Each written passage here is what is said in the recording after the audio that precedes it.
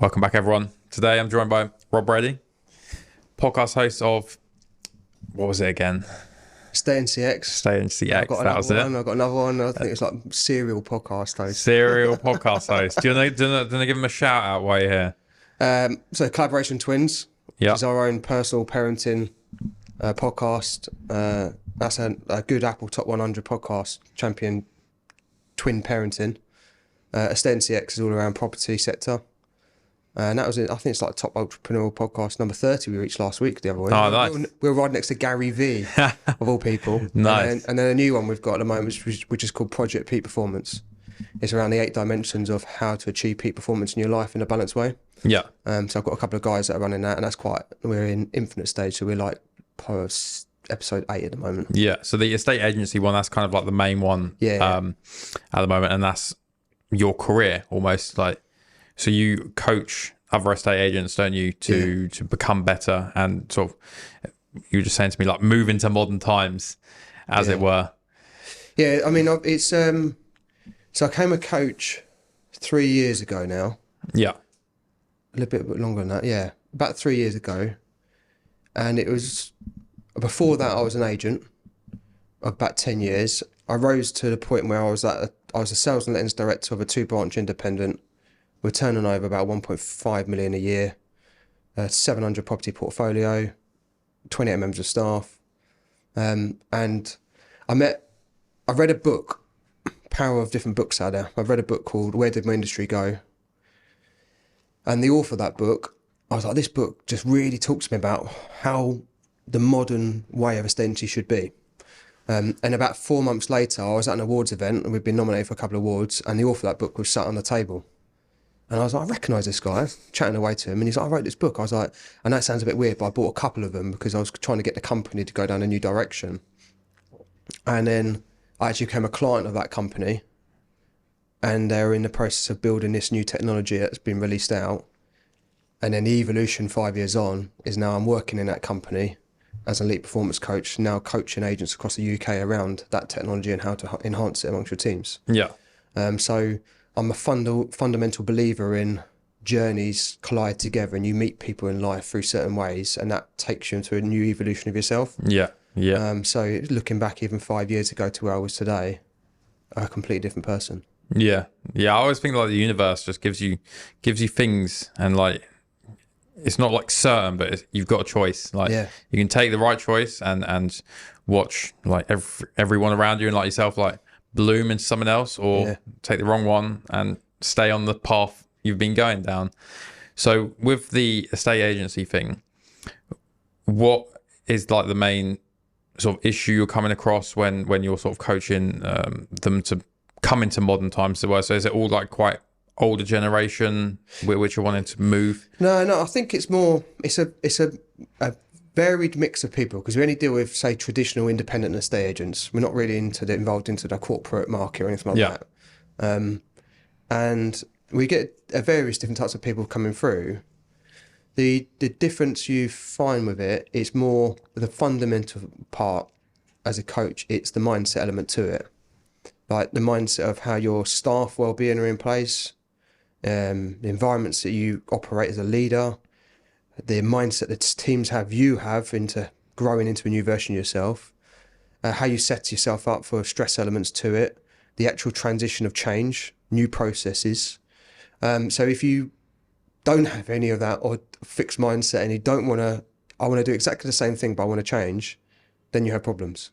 Yeah. And that really does come into like limiting beliefs, procrastination, like, so it's not necessarily just even movement of technology. It's like you're evolving into a new way of being as a business, but ultimately you've got humans inside there with their own minds, their own beliefs, their own way of doing things, their own way they were brought up as a child, and how they like to change and stuff like that. So it's a very interesting space to be within. Yeah. Because you are trying to get especially owners to go into a leader's mindset rather than just a management mindset. Is I've fallen into that trap of kind of, you're trying to manage everyone in the business, and then you're kind of not looking at the bigger picture of the business. So I actually see a business coach I've been with him for about 1.5 years now, and he's awesome. Shout out to George T. I know you're watching, but the things that he says, like, you would never think of by yourself. Like, you would just keep going the way you're going. Like, you get set in your ways almost, and it takes just someone giving you a fresh perspective on things. Like, if you could do this, it would make your life so much easier, make the business so much easier. Like, everyone in the company would be so much happier. And when you're working in the trenches, you don't really see that. So I think you need people like yourself and like other coaches to just be like, hey, like, have you tried this? It's that whole critical, the mindset element of like innovation and evolution of yourself.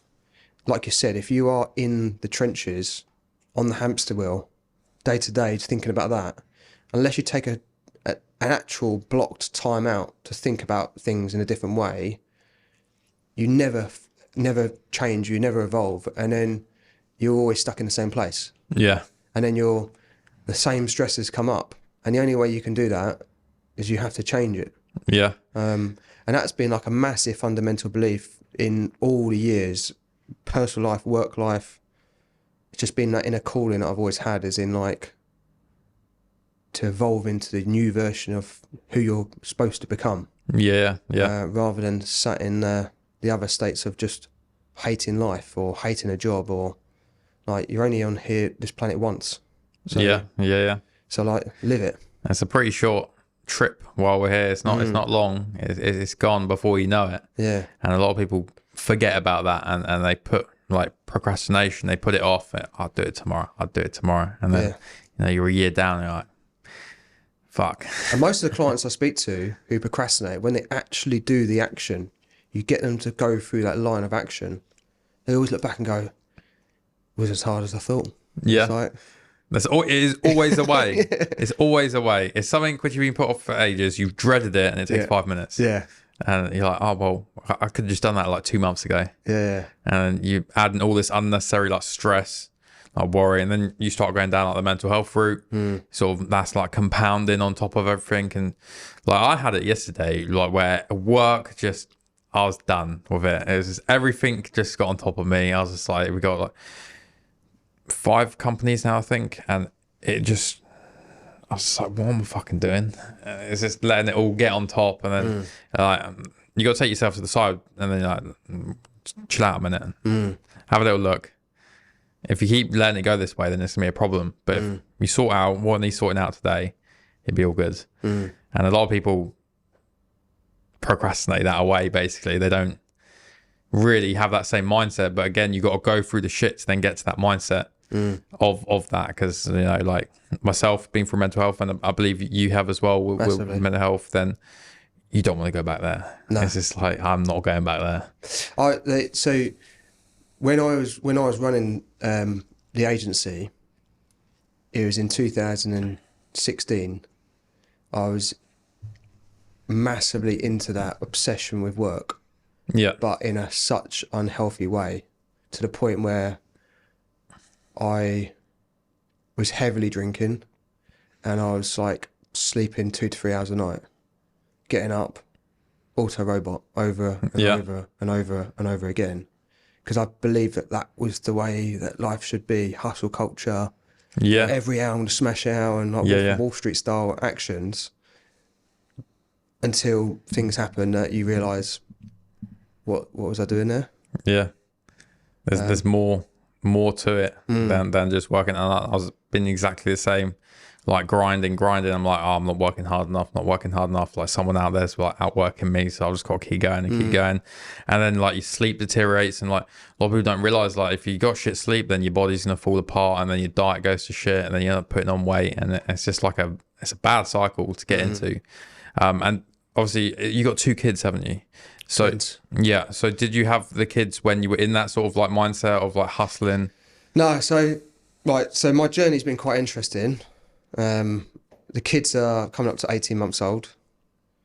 I celebrated my partner, Kel, our year anniversary of 12-week-old twins. So literally twins came into our lives very, very quickly. Yeah. And And then previously before that, I was actually with a partner of 10 years and we were engaged during lockdown, due to get married, all of it. Okay. So there's been a massive shift. Yeah, it's a big change. So yeah, I'm in very early stages of twin parenting dad stage. At that stage now, the kids are starting to climb on everything and dying off in different directions. So it's an interesting one, but yeah, it's awesome being a parent. But I realised and I recognise that to where I am in my life right now, if I'm very glad of who I am and what I do right now, now I've got children in this stage. Yeah. Had I been Rob in 2016 going on, it would have been a different animal. Yeah. Yeah. I wouldn't be the dad who I am today.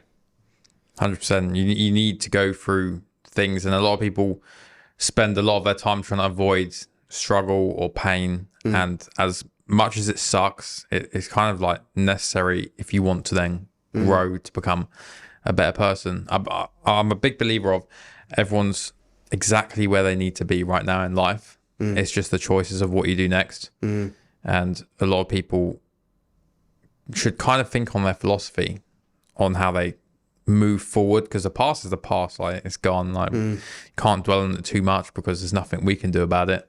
But what we can do is what we do now and use it to move forward in the future.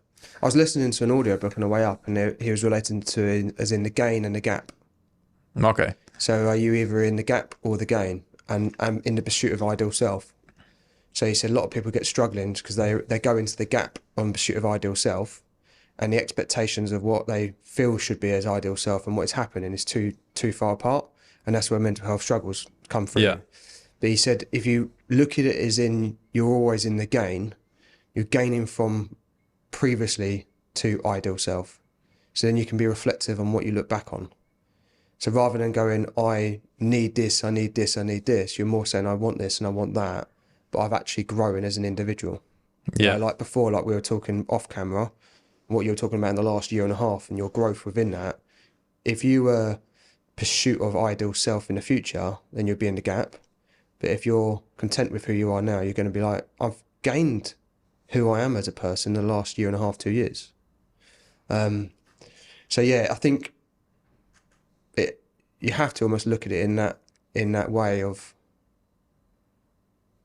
being in the present for the now, but still reflective on the where you've come from, but in a way of how much I've grown rather than what could have happened. Yeah. That it's never going to happen because in the past. I don't know if this is something you do, but I do this thing where every now and then I think about right back to when I was like 15 years old, and like, what would my 15-year-old self like think of where I am now? And pretty much every time it's like, fuck man, like, wow. Like, I didn't expect that. Like, that wasn't my wildest dreams to end up where you are now. And I think it's a good perspective to have to look at that comparison back when, you know, you're leaving school or something like that, like the aspirations you had to where you've ended up. Because if you don't like it, then it can trigger change. So I like that comparison of looking back. Like you've like David Goggins, he talks about the cookie jar analogy of like finding previous stuff that you have done in the past that you never thought you'd ever get through. Yeah. Or stuff that you've taken on challenges and succeeded in it. Those are the banked things that you can always rely on. That if you're going forward and you think, I'm not going to do that, just refine reflective stuff that you have done in the past where you felt that same way and you've achieved beyond it. Same can be done for if you're having anxious moments as well. Like if you're struggling with anxiety, think back on other times where you were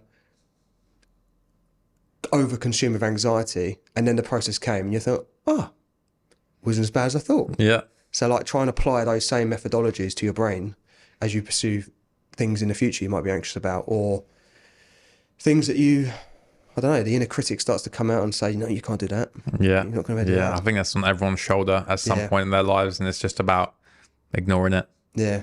Ignoring it, or using it as fuel. To be like, watch this. Well, I have a thing called Reggie and Rocky. And Rocky's my champion and Reggie's my inner bitch. Yeah. So like when you're going up and running up a hill or you've got something to do and Reggie comes out, you think of Rocky, the cookie jar analogy and go, what have I done in the past? And then you almost getting Rocky to come out and go, no, I've got up this hill before. I've got it up 100 times. I can get up again. Come on, Rob, let's go. Although it does look a bit weird on a Sunday morning when you're running around in the countryside shouting to yourself like Goggins does. That's it. They don't know. And you've got a load of like normal people just on a countryside walk, and then you're just shouting yourself some crazy lunatic. Yeah. It's a bit different. Definitely. But it works. It works. Now, talking of running, like you, from what I see on your Instagram, you're like big into running. What kind of like got you into that? So I ran a marathon in 2013. And I'd never run before. I didn't train for it. I was doing martial arts at the time and thought, marathon must be easy. So I ran about 8 miles a week before, turned up to Brighton Marathon and completely annihilated my body doing it. Smashed my knees up, all sorts of stuff. I was like, never doing that again. And there was a guy who said I couldn't do it. And I was like, he said he was going to give me 500 quid towards a charity. So I thought, I'm just going to finish it. So I remember like mile 16, St. John's Ambulance, people saying like, your knees are gone to shot. They look horrendous. You should stop. And I was like, do I have to? And they're like, no, but you should. So I carried on doing it, got to the finish line, was like, where's my 500 quid? And then in the pursuit of, so in 2016, I lost my best friend, and that was the start of my evolution. And at that time, obviously, I said I was drinking a lot, really bad health choices, smoking. I ballooned in weight. And I just wasn't happy. And I wanted to do some form of change in getting myself out of comfort zones and start getting into that bit where I'm like finding who I actually am, who I should be. And my brother ran the London Marathon, and I was just really inspired by it. So at that time, I was still drinking. So that evening, I had a few drinks and I signed up to London Marathon. Forgot about it. And then this was in 2019. The ballot came out, and I was like, woke up and I thought, got in the London Marathon. And then I got a brother's chat with my mum, and she's like, I got in the London Marathon, I applied for it myself. So I was like, me and my mum said like, right, let's try and do this. And at the day, I went to an event in London, and there was a guy called John Pierre, and he come on stage, and 6 months before, he was a massive fitness fanatic, had a gym.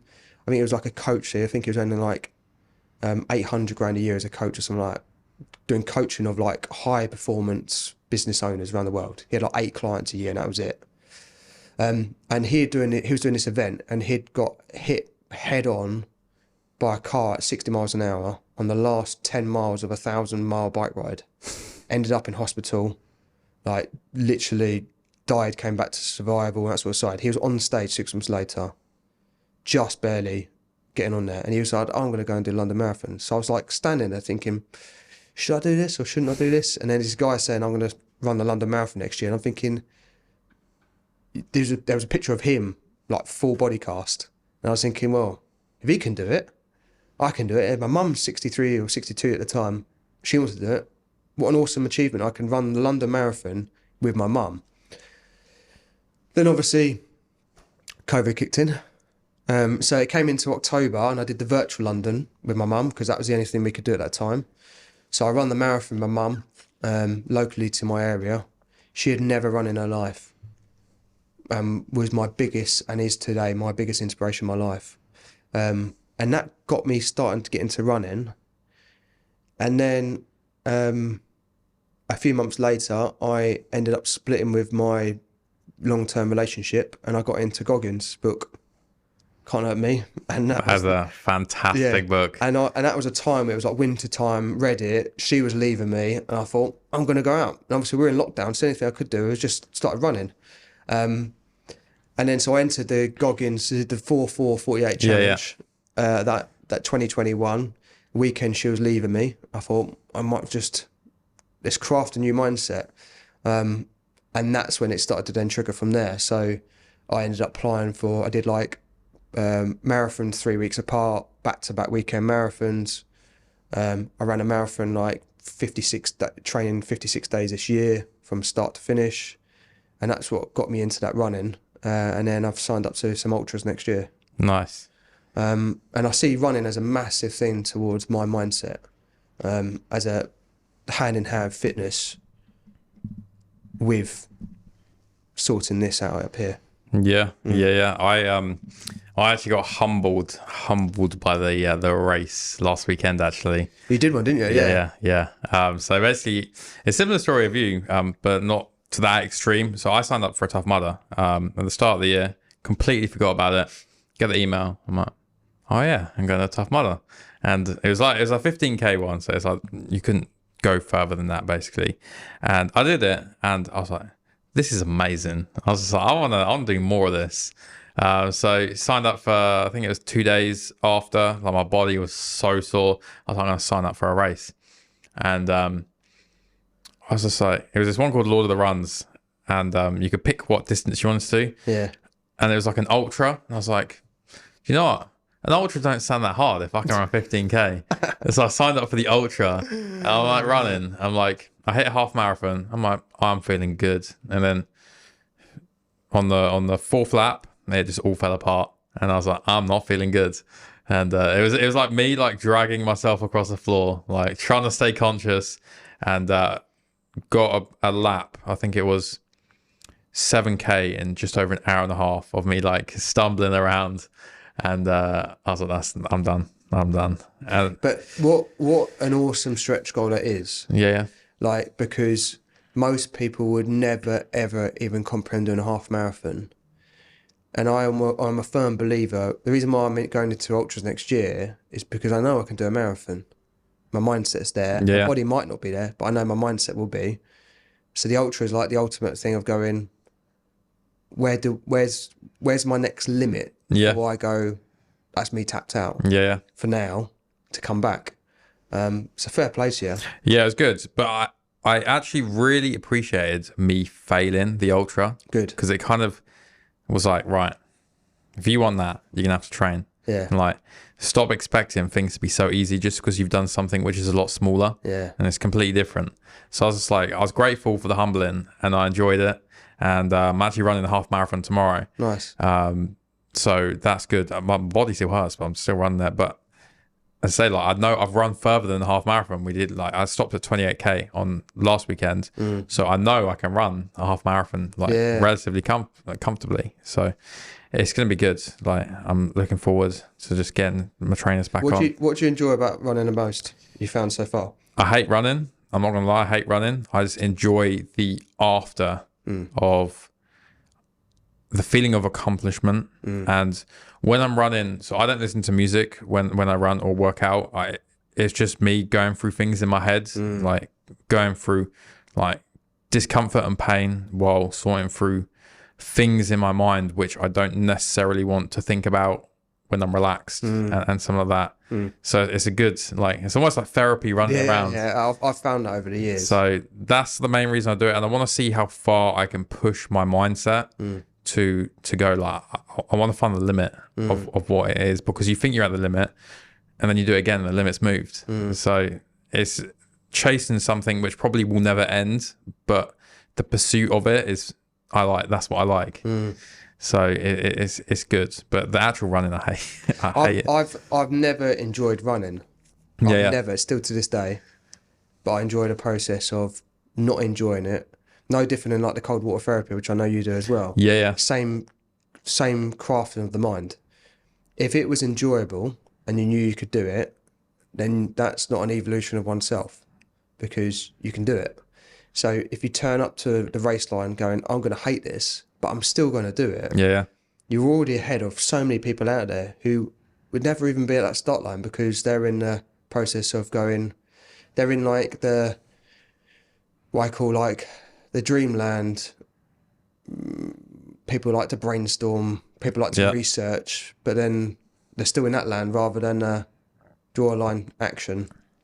Let's just see what happens. Yeah, everyone kind of gets stuck in like the planning, like the again, like as you say, like the dreamland of like, I'm going to do this, and I used to be like that person that used to be like, I'm going to do this, and then you never do it. So the way I got around it was just signing up for things. I'm like, right, I'm committed now. Like, no matter what, I'm committed, and I'm going to turn up no matter what state I'm in. And again, like it was with like the Tough Mudder, which was like a transformational moment, as it were, because I did not train for that at all. Like completely forgot about it. And I just turn up to it. I'm like, right, cool. Well, that's like a hack now. I can just sign up to things and like whatever it is, like ready or not, I'm doing it. And it's that's the key part to it. It's actually taking action to sign up. Yeah. So I'm a firm believer that if I've got to train for like a marathon or something like that, I put the shoes by the door at night time because I'm telling my brain in the morning I'm going to go out for a run, and then I put all my clothes ready for that run. Yeah. So you're almost getting your subconscious part of your brain to prepare itself whilst you're sleeping. You're going to go out and run. Yeah. I don't know if you've heard of this thing. It's called like habit stacking. Yeah. Atomic habits. Yeah. So I do it with my bracelet. So I wear two, and each one represents a podcast guest. So I will contact one person and move it over. Nice. So I have to do 2 per day. And when I go to bed, I'll take them off, but I'll leave them on top of my glasses because that's the first thing I do when I get out, put my glasses on. So I'll grab my glasses, but I've grabbed my bracelets, and the habit restarts all over again. And I found that really helps. Like you can use it for whatever you want. Like say I'm going to do like so much reading, but the bracelet represents it. I've changed the concept of that, and I say discipline stack. Okay. Same sort of process, but I always find people, it works for you, but there's a lot of people out there who habits can sometimes be a bit like, oh, it's just I have a habit or not have a habit. Yeah. Whereas discipline, it then goes into the inner self of like, are you accountable for what you said you're going to do? Whereas some people go, oh, I'm not in the mood for that. I'm not motivated to fulfill that habit. Yeah. Whereas if you say discipline, you're basically telling yourself, I'm not disciplined enough to sort my own self out. Yeah. So yeah, 100%. Like there's like when I do my cold water therapy, I do my breathing and I do my sort of mindset, having that sort of 3, 4, 5, 6 minute space. You stack it within that period of time. And then obviously like things like salts in the morning, and just there's a certain process you go through. Yeah. And it's discipline. Like, yeah, I need to have that, and I need to do this, and I need to do that because I know that it's going to feel better. Yeah. Yeah. So I like that. I like the concept you got with that. It's like a routine. Like for me, it's like part of my daily routine, and no matter what, it's got to be done. Yeah. So I do a thing where it's in the evening. I'll work out. So I'll work out every day, and it'll just be like bodyweight exercises, like push ups, sit ups, stuff like that. And then if I want to, like, I smoke cigars. I'm not advocating smoking, but that's what I do. But before I can have any cigar, no matter what time of day it is, it's going to be morning, evening, night, I have to work out and do that circuit that I always do to have a cigar. And that's like me earning it. And then now that I start doing the cold water therapy, then that's now workout cold water therapy. Then a cigar. It's never like I know it's bad for me, so I can't have that in the middle of something that's good for me. So it can be at the end. And I haven't smoked a cigar in a couple of days actually, and the habit still kept kicking in. So no matter what, and again that falls into like what you're saying, like discipline. Like I don't necessarily need to do it because I'm not planning on smoking a cigar, but it's just, do I want to be better? Yeah, cool, do it. And it's just doing it for a set amount of time that it kind of, you slowly begin ingrained into you, like that one habit or 2 habits, and then that kind of like falls in with discipline, because a lot of the time I don't even want to do it, and it sucks. But that's the best bit, because like you said at the end of the run, those are micro versions of the same thing. I don't want to do it, I do it, and I feel like I've crafted my mind beyond that inner critic, and then that helps you out for the whole of your day, the week, the months, years go on. Those micro moments are the things that are educating and crafting your mind to perform better. So yeah, definitely cold water therapy is a massive one out there. 100%. So I'm new to it. Yeah. I've only been doing it for the past 2 weeks. How you found it? I love it. Yeah. I love it. And you come in a great season for it, actually. Yeah. Coming into winter, getting a bit colder. It's nice. It is nice. It's not pleasant to do when you're in it, but when I first did it, I just like rammed it full of ice. But it gets quite expensive when you want to keep doing that every day. Yeah. So I just we got like an ice maker in the fridge, and I just chuck the bucket in, and that'll do. But because it's outside, it's relatively cold because the temperature drops in the evening. To begin with, it was just, I don't know, I was kind of I didn't think about anything in it. It was just peaceful. Now I've moved into like trying to like meditate almost, doing it, just like close my eyes and mindfulness, think about what's going on in the world, like what's going on with you and stuff like that. And that's the way I've moved down, and I find it like helps my mind a lot more doing that now, opposed to just sitting there like in the cold water, like thinking of nothing. There's like I've been doing it since January now. Yeah. And it's a daily habit. But if I'm ill, then I'd have a cold shower, and I've been cold showering for the last few years now. So I started just as January. So you know, you'd get it to you'd come in the morning, there'd be a frozen section on top of it. I do it with my partner Kel. She does it every other time, but there's come a discipline part to it. Yeah. And going back to what a lot of people would say, a lot of people ask me, going, how do you keep temperature down? How many minutes do you go in there? I would do it longer. I'd do temperature. I'd need to put ice in, and you'd go, have you ever done it before? No. Okay, so just start then. Like, that's the first thing to do. Like, I don't care what your opinion is on it, but you're not in the arena. Yeah. And they say, well, it needs to be at what temperature is it in? I said, I don't really care about the temperature, because even if it's at 18 degrees, you might think that's warm. It's still bloody cold if it's 30 degrees heat, because it's like going into a cold pool out abroad, and it's hot, and you jump in a cold pool, it still takes your breath away. And that's the process. And I said, going back to the discipline, it's not a motivation that I want to be in there with cold ice and it's a thing for everyone to see. It's more of an internal discipline to say, each day I'm going to go and do that. And it's had massive changes in my mindset and what I've done. And even my Mrs. Kel, she's massive into manifestation. Like, our twins were manifested 4 years ago. I was manifested into her life. And it looks all hocus pocus, but she was like, get in there, do some mindfulness, visualize what you want to achieve over the next year. And I did this vision board I've got in my office, and I started to visualize the things on that board in me in those moments. And within 4, 5, 6 weeks, some of that started to even come to fruition, which is like mental. But it's all that, like you said, you're getting in there, part meditation, part mindfulness, part progress of what are the thoughts in my head and what do I want to push forward with. Yeah, 100%. And if you don't do it, you're not got cold water therapy, and you're getting up and you're having your coffee and your tea and you're running off to work to play. Again, you know, you're talking about the business coach. Yeah. Without those 3 or 4 minutes where you sit back and just take the world away and just think about the present moment, you'll always be on a hamster wheel. Yeah. Yeah, it's actually similar story with my missus.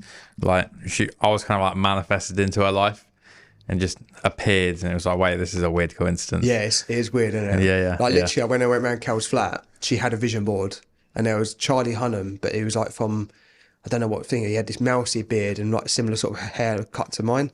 And I was like, why have you got guidance? And she was like, and it was girl boy twins, Ted and Erin. And I want to get into special needs teaching. I want to train to be a child counsellor in special needs space. At the time when I met her, she was in mainstream school, hated it. She obviously wasn't pregnant with the twins. And within the year, she'd become a special needs child counsellor at the school she'd written about. She wanted to be a part of 3 years before. She had met me, and she was pregnant with twins. And even when we had the first scans, they were like, it's going to be identical twins because we can only find 1%. And she was like, no, they're going to be girl boy. And they were like, it's not physically possible. And about 2 months later, they were like, that one I think is a girl, but we don't know how, but we might think the placentas fused behind each other. And it turned out that, Erin wasn't identical. It was Erin was a girl, and she actually got a manifestation through. I'm a big believer of like asking the universe Massive. for something, and it will give it to you in the way that you're not expecting it. Yeah. Like you ask for like for me, I was like, the other day we were having problems where our business is with the yards, and I was just like, come on universe, just give me a new yard. And then it presented a problem that was causing me to get out. And I was just like, well, it's not exactly what I wanted, but it kind of is. It's just, it's never in the way that you're going to expect it. Like, it's always expect something unexpected from the universe, basically. Yeah. So that's what I've learned along the way. Yeah. And that's what I've started to, like, I call her a witch because of that, but I've taken a lot from that element to, and then trying to embed that. So things like the discipline stack of getting into cold water therapy, massive into mindfulness, which if you put me back in even years and years ago, I used to think mental health was just a joke. Yeah. Even though I was struggling. Mindfulness, meditation, like all this hocus pocus shit. And I was of that mindset. And to the person who I am today, it's crazy because you do speak to a lot of people who they look at you thinking, you're just weird. Because like mindfulness, like we're talking about. Yeah. I used to be in exactly the same boat. Like mental health, so I'm, oh, yeah, man up, mate. Yeah. And then you experience it for yourself, and then you're like, yeah, this is the real deal, as it were. So you've recently won the award, haven't you, for your sort of Kent Wellbeing. Yeah. Award ceremony next Friday. Nice. And what did you kind of, was that like a thing other people nominated you for and stuff like that? The CEO of the local mine charity reached out to me and said, I'd like to put you forward as a nomination for your efforts. So I lost my best friend to suicide in 2016, and leading up to it, I was literally about to kill myself. And he lived out in Australia, and it was complete shock to the life you saw, who he was living, to the person who you end up finding out afterwards was two separate people. So I made a commitment in that period of time, and this is who I am today. Like Fight Train was his brand that I then took forward. So every time I ran, every time I've done events, every time I've spoken at schools and businesses around mental well-being, and my journey involved within that, I've done it in a way to represent his honour of who he was. So I broached the charity and said, I'd like to just do some fundraising with you, like a local mine charity. And the reason why, in the early stages, I went national mine charity, but then it just gets lost. You don't really know what happens within that. Okay. So I then started to seek grassroots versions of the mine charities or mental wellbeing charities local. And then, so I reached out to Simon, was chatting to Simon, went and visited the centre, what they do, and then I started to run my marathons for that period of time. So I think it ended up being 6 marathons, seven marathons in about a year in total. So it's almost a marathon every month I was running for them. And he just said, I'd like to just nominate you. And I didn't think, there was like 200 nominations. I didn't think much of it. He asked me to promote it. I genuinely just thought he was just asking whether I could, like, as a nomination, can you now promote it? And like Carol laughed the other week. She said, when you go on the board, it's all like this business. It just says Rob Brady, like as a standalone person. The rest of them are all like businesses that have been fundraising for charity. So yeah, it was a tearful moment because it's reflective of the route I wanted to do in honour of Chris, and effectively him saving me. What he did, actually, I'm still here today for that.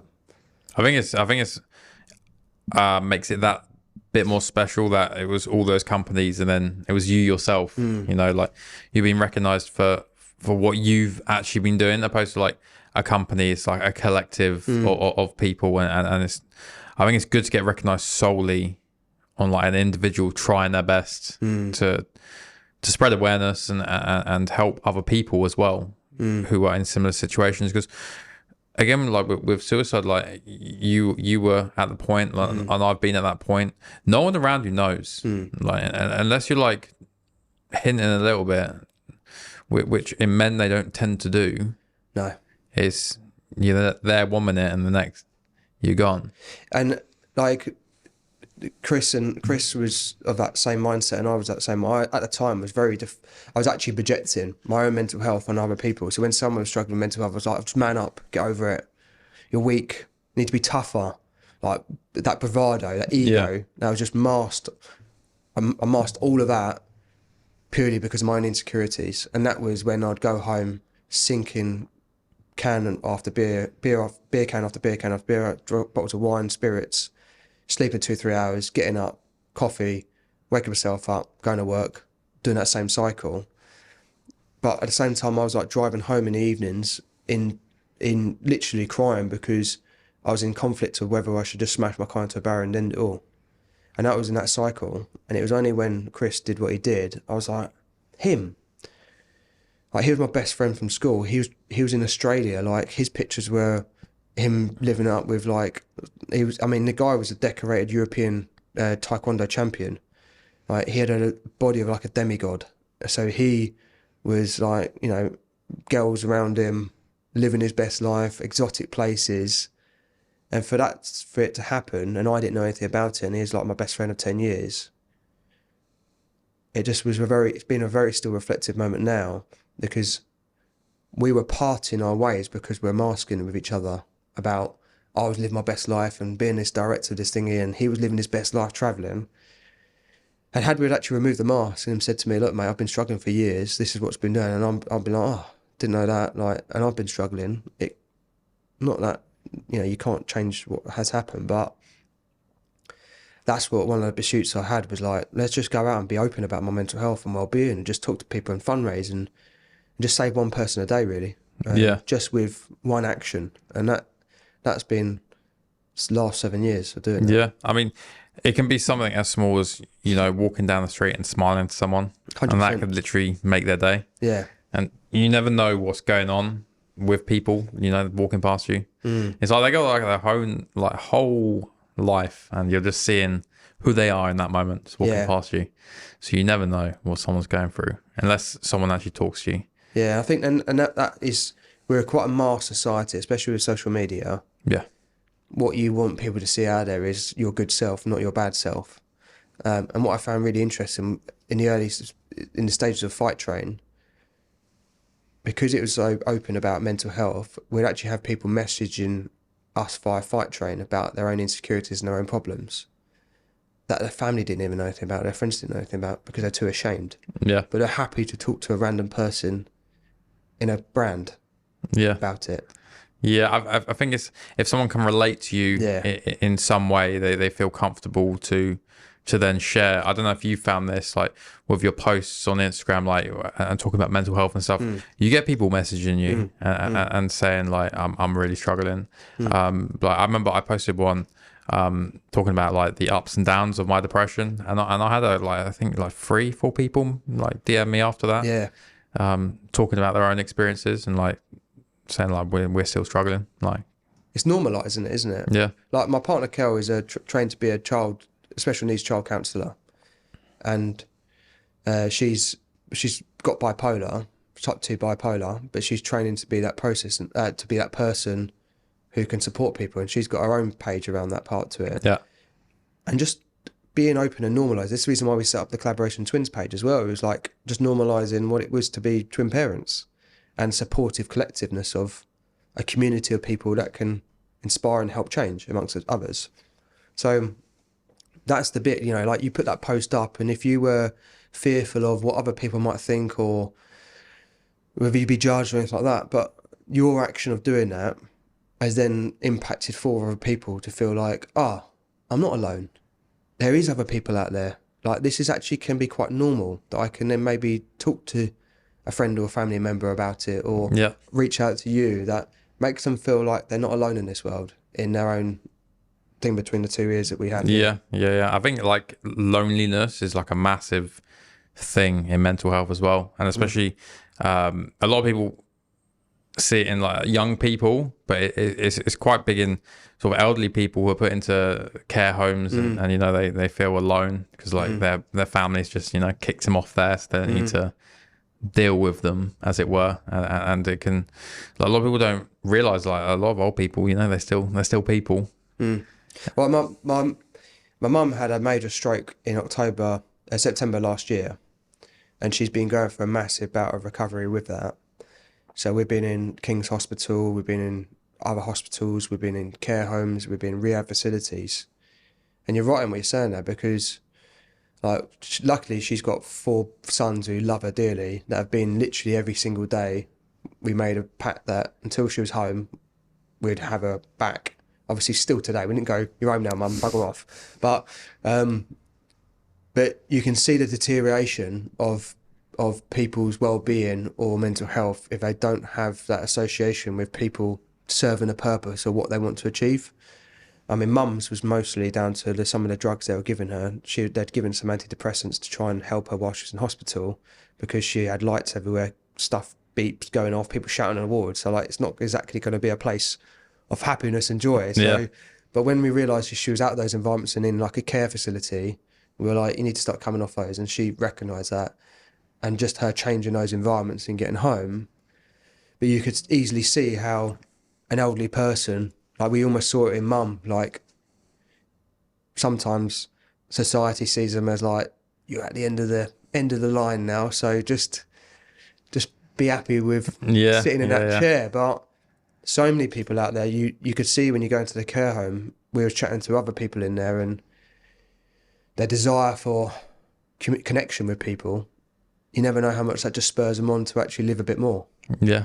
And loneliness, like massive loneliness in that part. I'd walk through the corridors and you'd have just, an old person just sitting in their chair, no TV on, nothing on, no radio on, and just like, they will struggle with that because their cognitiveness is just deteriorating. That brain goes.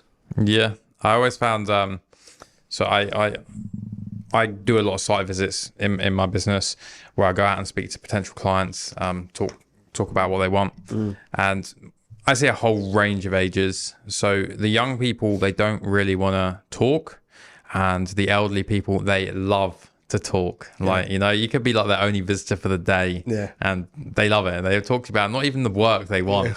It's just they talk to you about something completely random, and you can see it. They're passionate about speaking to someone. So I think like a lot of young people, they're on their phones and they can like kind of talk to anyone instantly, but they take that for granted of like actual human interaction, and they take it for granted massively, because then one day we're all going to get old. And we're going to be that person. Like, oh man, they're talking too much. Like, we'll be in their shoes one day. I mean, with what happened to my mum last year, it really kicked me in the face to be like, I need to spend more time with my parents. Because you just never know when that time's up. Yeah. And it could be like that. And those times where you're like, I just can't be bothered to do that. Or so like even just calling them or speaking to them. And I'm a sort of character that used to be like, you'd go a month without speaking to certain friends or family members and stuff like that. And I've made it a real pact to be like, communicate more with each other, because you never know when that last day is up with them. It was similar with my my grandparents. We never really saw them much, and I think everything's gonna be all good, and then the next minute they're not there. You're like, well, the excuse was they lived 4.5 hours away, but in reality, that's not that far. You got a car, especially with technology as well. These days, and the advancement of the older generation. I mean, I think COVID excelled a lot of those people. I mean, my dad now video calls me a lot, whereas before, trying to get him to even use WhatsApp. I remember when he first even tried to use the phone, he couldn't work out the spaces in a text message. So I'd get almost like a word search through of trying to work out what this big blurb of letters said into what he was trying to say. And then obviously now, I try and sort of video call him and send my mum as well. Yeah, no, it's good. Technology, again, good and bad, but it's definitely got a lot of good points. And I think, you're now TED talking, aren't you? You got a TED talk plan. Come up in January. Yeah, and that was a part of that manifestation process. Yeah. I visualized I wanted in 2016. I said one day I'm going to be on a TEDx stage and I'm going to have Chris on behind me, and I'll talk about him in an inspiring way, that he's not just a statistic of suicide. I'm going to try and leave a legacy of some point. So that's why I started doing the clothing and running. And Kel said to me, just visualize it, Rob. Jump in that cold pool. So I put a person speaking on stage and said, I want to become a TEDx speaker. That's going to be me. And then as I started to go through that process, I had someone reach out and said, do you want to do a talk? Another person, do you want to do a talk? School reached out to me. And then I knew a guy who'd done a TEDx speaking event before, and he said, Rob, you should apply for this. So I just applied for it, didn't think much of it. It was 100 nominations and all sorts of people. I mean, phenomenal guys. I even told other people that I knew to be like, you should apply for this. And then they were like, we want to have a video call with you. And I told them about my concept and what I want to put on stage. And then they said, yeah, we want to take you on. And I was thinking, that's fucking mental. A year later, so I'm at Kingston upon Thames, 14th of January, speaking to 900 people. Nice. On mental health. Nice. I say dreams become reality. Yeah. If you can see them, and that's a big thing. A lot of people just dream and they don't see to get there. It's just, and they will always remain a dream, and they'll get to the end of their life and they're like, I wish I'd done that thing. Yeah, and it's the application, like you said, signing up. I couldn't speak in front of I can't. Still today, like I'm still thinking, oh my god, I've got to speak in front of a theatre, 4-tiered theatre, 900 people. Most I've ever spoken to is about 200, 300 people when we've done our own events for our estate agency stuff. Not in a 900 capacity, and also to be condensed into the 18 minutes you have to do it within. Yeah. Like I've got a speaking coach at the moment. She's been a speaking coach for like 17 years. I went for the first concept of my speech and she said, Rob, as a coach, like, it needs to be deeper. It's not good enough. And I'm like, oh. So now I'm going back and revising. So even that process of the next 3 months of revising and making it the best speech ever is a new concept for me to go through, a new process, forgetting that I've got to then end up talking in front of 900 people with Chris behind me on stage of something that I've wanted to visualise since 2016. Yeah. I think like taking the criticism well is like a good thing to have. Like, say if you weren't like as far along your journey and someone said you spent a lot of time writing a speech and they're like, nah, I don't think that's good enough. You're like, oh, fuck this, man. Yeah. I remember an ex's dad telling me that I should shut the fuck up because no one cares. Like, what's the point of you putting your stuff in social media? No one cares about you. And I remember that critique. And at the time, I got really defensive. I think we almost had a punch up I think it was like my 30th birthday. We almost had a punch up in a restaurant overall. But I used to get so defensive, that sort of stuff. Yeah. And then it would drown me. And then it would stop the innovation and stop me thinking in a new way. Now, I see it as like, she's there as I'm a coach. She's my coach. So I've got to live by what I do as a business-wise, work-wise. So I've got to take what she's telling me, and she's trying to get the best out of me. And she's experienced in getting people to speak for the last 17 years at TEDx events. So like, I'm the inexperienced one. She's the expert. So she said it needs to be deeper. And what that's done, she's given me the stuff to go away and do, which then has got me to then think about it more deeper. So what she's doing is she's getting me to condense the message down into not loads of random messages, into one particular message throughout the whole speech or the whole talk, which then makes it more impactful. And that's why when she said to me, it's not good enough, Rob, it needs to be better, I was like, right, yeah, because I want it to be the best. Yeah. Just got to take it all on board. And a lot of people, kind of young people again, and I've been sort of in that crowd where someone with more experience offers you advice. You're like, nah, you don't know what you're talking about, mate. Like, watch this. Yeah. And then you get older and you realise, maybe I should have listened to that piece of advice. Well, when I do my talks at the schools, I do like a wellbeing toolkit around stress resilience, how to talk to yourself better. And one of the things I actually talked within that is about, I put up the Roosevelt's quote to the man in the arena, but I got more from Brené Brown, and she talked around the power of vulnerability. And there's a big part it talks around it saying like, you should avoid the critics that are not actually in the arena, but listen to the people who are in the arena with you.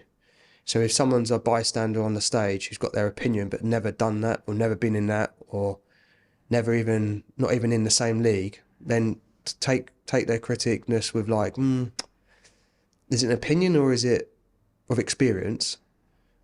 But then also at the same time, you've got someone who's been a critic of something, but they've actually been there and done that. They are actually wise to give you some mentoring advice. So yeah, those are the people you should be going, I take that opinion, I take that advice. Yeah. But then obviously take that advice and put it into your own words and your own thoughts of what you want to take from that. Yeah, I don't know, like I enjoy critics now for fuel. Yeah. I had one the other day actually, and it came from my brother of all people. And I was talking to him about racing, and basically I signed up for a 12-hour solid Tough Mudder next year. Nice. And I was talking about it. He was like, but are you can do it? I was like, well, yeah, I signed up. He was like, but are you can do it? I was like, yeah. I was like, why? He was like, well, you do something for 2 months, then you don't do it anymore. And I walked away from that conversation. I was like, all right, fuck you, watch this. And it's kind of like using it for like, I'll prove to you you're wrong. And it's good when you take criticism that way if it's negative and it's not constructive, as it were. It's like serving no purpose. I just use it as fuel. I don't know about yourself, like when your ex's dad said that to you. 100%. I mean, at that time, I was in a quite bad place, still mentally, and I was trying to come out of recovery. And now I look back and go, I was actually tempted. I don't talk to him anymore because those are the sort of people in your life that you never should have in your life because they're the bad ones, environments-wise. So he was in a former environment, which I was like, I don't need to be in this environment anymore. I want to get out of this environment. But I was tempted to send him a ticket for the TEDx event and say, I've got your front row seat, mate. Yeah. There's people who don't want to talk to me. We've got 899 people else. But then I thought, not worth it. I'd rather have that split seat, say, for someone who wants it. I mean, they've got, go back to what you were saying about messages online. When I announced that, there's some people that are coming to that event I've never, ever actually met, but I've spoken to on social media and helped them for a journey. Yeah. And those people have not openly said it. They don't know, like people don't know about that. I've always had that, you know, those morning chats or those bits where you like and how you getting on and champion moments. And I've had so many people who have actually said, bought a ticket, I'm coming. And they're not even local to the area. And that's the magical moment because they know that that's what my journey, my mission was to achieve. And to share that moment is awesome. So that seat's reserved for those. No, it's a great feeling. I think to wrap up, what would be like your 2 or 3 pillars for like mental resilience, like getting to the point where you're less likely to then fall into a depression or like anxiety, panic attacks, things like that? What would like your 2 or 3 main pillars be for that? Environments. Okay, the first thing is environments, but you have to recognize that everything is your fault. It's all my fault. It's my fault that I'm working at this place and I fucking hate it. It's my fault that I'm in a relationship that I hate. It's my fault that this person treats me the way I am. Only by doing that, you take away the victimhood of being out there and they hold the power and you bring the power back into yourself. So in only those parts, when you start to hold the power and you harness the power of it's my own destiny, my own faith, then you can then need to start looking at going, right, okay, this is not an environment for me. I need to get out of this environment. How am I going to do this? So the first one I'd say is recognizing your environments. Like, you can't complain if you hate work and then don't want to change it. That's your fault. Second one is, first one is that one. Second one is, as a part of your daily ritual, you have to find things that you hate doing that craft a better mindset. Like, do the things. Do the 15-second cold shower. Like, if that's something you take away from today, just do it. It'll make you feel better. Third pillar is champion the pursuit of finding your true self, like your vulnerability of your true self, because you'll find the people who are going to be the tribes around you for that. Remove the mask and just work out who you are, what's your values, what do you want to accomplish in this world, whether doesn't matter whether your mum and dad think that or your brothers think that, your family or your friends. That's what you want to pursue in life. You're only here once. So like, the last one I'd try and say is the pursuit of realignment to one's true self is the most empowering and magical journey you'll go on. Beautiful. Thank you very much, Rob. No worries.